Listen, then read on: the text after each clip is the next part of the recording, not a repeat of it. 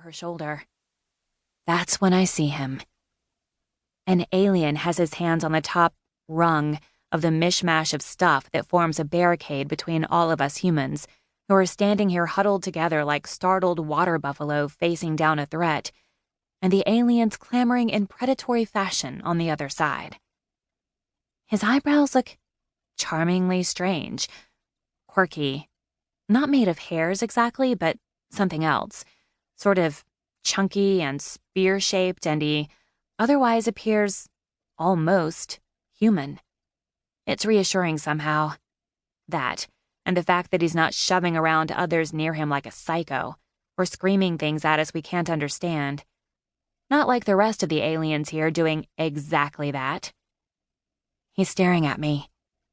And as he does, as the woman beside me runs a hand over my freckles, examining them, he runs a hand over his own arm, not looking down at it, but seeming to mirror the move thoughtfully.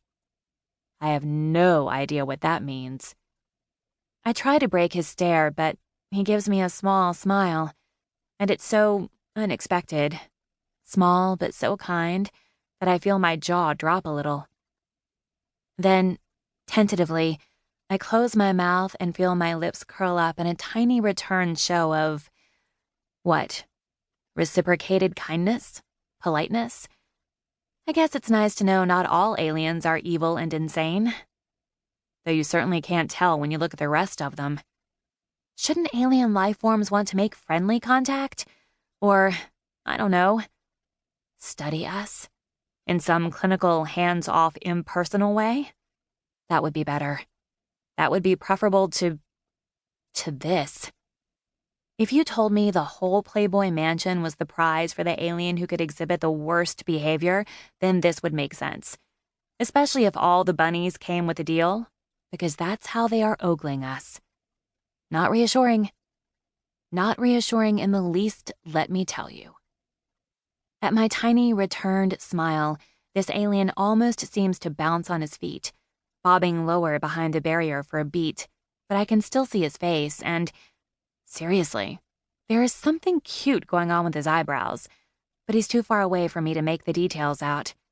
My glasses are smudged, and carefully, I take them off and try to find a spot on my blouse that isn't covered in sand. That's what we're standing on right now. Silty, soft sand that kicks up and coats us in a layer of dust. That's when something clamps over my arm and yanks me sideways, sending my glasses tumbling to the dirt.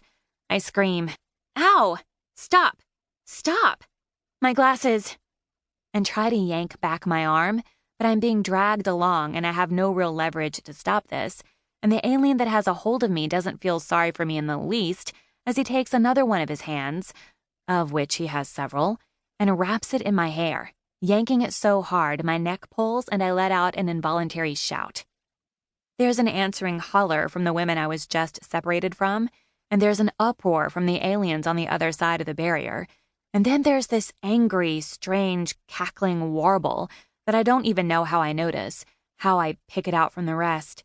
But I do, and with tears pooling at the corners of my eyes, I fight the hard grip on my hair to turn enough to see that alien again, the one who smiled at me. He isn't smiling now. He makes an angry motion with his arm, cutting the air in what I'd like to believe is a stop hurting her gesture that the alien gripping me only laughs at before he rattles something back to the unsmiling alien with the quirky eyebrows. Quirky eyebrows chitter coughs a reply, confirming what, or rather, who, made the cackling noise. He's making it, loud and harsh sounding, and the crowd goes wild behind him. The exchange comes even faster now, the thing holding me starting to sound like a dang auctioneer. My hands freeze from where I've been uselessly trying to pry the cruel fingers out of my hair. Auctioneer. Oh, shoot. Oh, shoot. Oh, shoot.